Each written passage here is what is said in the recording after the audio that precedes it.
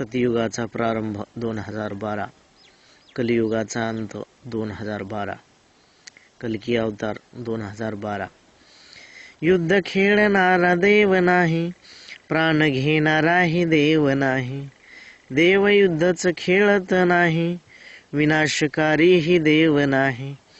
सत्यासाठी देव लढणारा, तरीही युद्ध नाही खेळणारा। देवाला रक्तपात नको आहे, देवाला युद्ध संहार नको आहे। देव नाहीच प्राण घेणारा, देव आहे सत्य धर्मास तारणारा।